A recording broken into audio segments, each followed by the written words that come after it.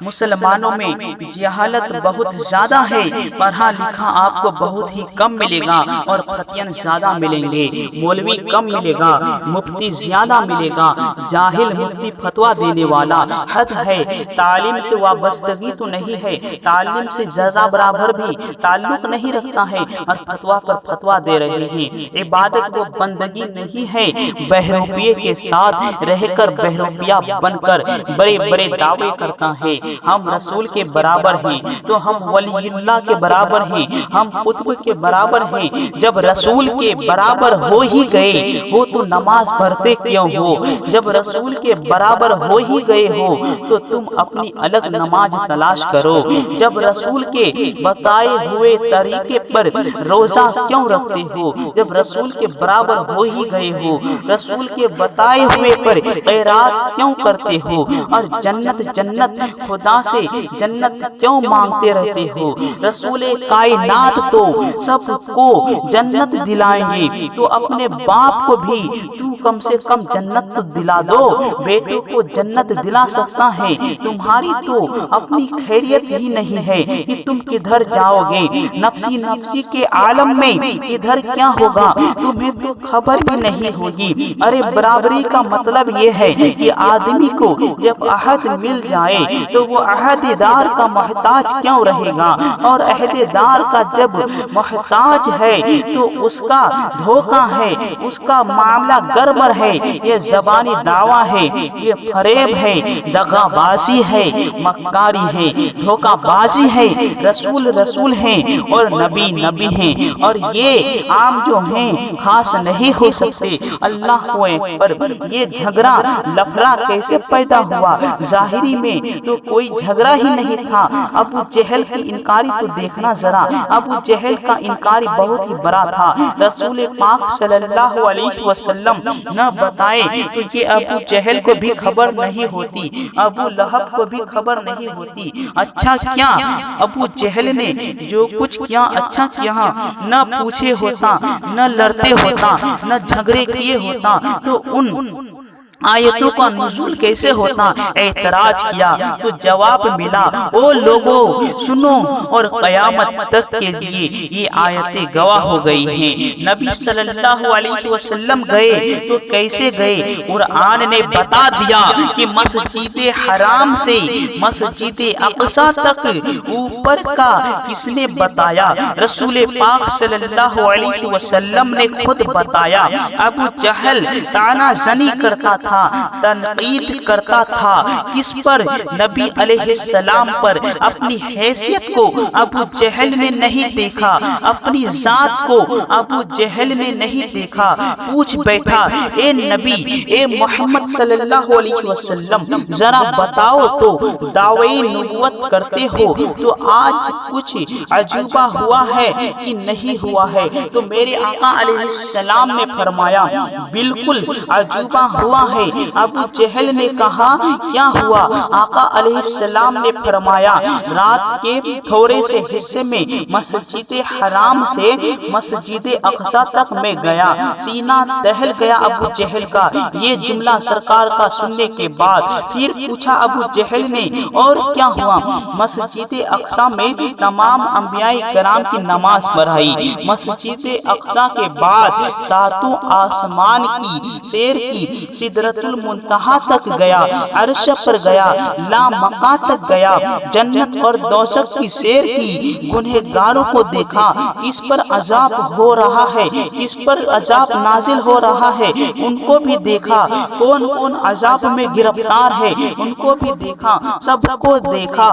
پھر راتوں رات اتنی جلدی پہنچ گیا کہ جس بستر پر سویا تھا وہ اسی طرح گرم تھا، وضو کیا تھا تو وہ پانی بھی بہ رہا تھا، دروازہ کی کنڈی بھی ہل رہی تھی۔ اللہ اکبر، ابو جہل کے دماغ میں بات نہیں گھسی، اس لیے کہ وہ کافر تھا، اس لیے کہ وہ نبی کا دشمن تھا، اس لیے کہ وہ نبی سے ٹکر لے رہا تھا، اس لیے یہ باتیں سرکار کی نہ ابو جہل کے دماغ میں نہیں گھسی، یہ ٹوپی والے کے بھی دماغ میں نہیں گھستی ہے بات۔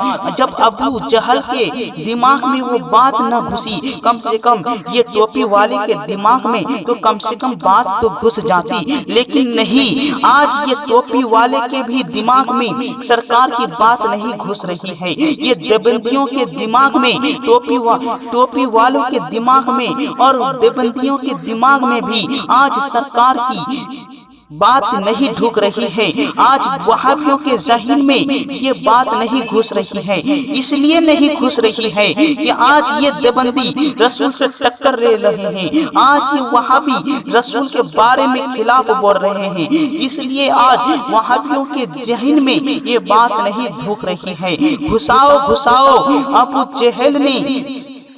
ابو جہل نے چلانے لگا، بلاؤ بلاؤ ذرا ابو بکر کو بلاؤ۔ اس سفر کو نہ حضرت ابو بکر نے دیکھا تھا، اس سفر کو نہ حضرت فاروق اعظم نے دیکھا تھا، اس سفر کو نہ حضرت علی دیکھا تھا، نہ حضرت عثمان غنی دیکھا تھا، نہ ابو جہل دیکھا تھا، نہ ابو لہب دیکھا تھا، کسی نے نہیں دیکھا اس سفر کو۔ مکہ کے کسی شخص نے نہیں دیکھا، حرم میں رہنے والے کسی شخص نے نہیں دیکھا کہ یہ سفر کہاں سے کہاں تک ہوا۔ نبی علیہ السلام نے فرمایا، ابو جہل نے سنا، چیخ پڑا، پریشان ہو گیا، کہا ابو بکر کو بلایا جائے۔ جب حضرت ابو بکر صدیق رضی اللہ تعالی عنہ تشریف لائے اور پوچھا کیا ہوا، تو ابو جہل نے کہا، پوچھو اپنے نبی سے جس پر تم ایمان لائے ہو، کیا تمہارے ذہن میں یہ بات آ رہی ہے؟ حضرت ابو بکر صدیق رضی اللہ تعالی عنہ نے کہا، آقا علیہ السلام کیا ہوا ہے؟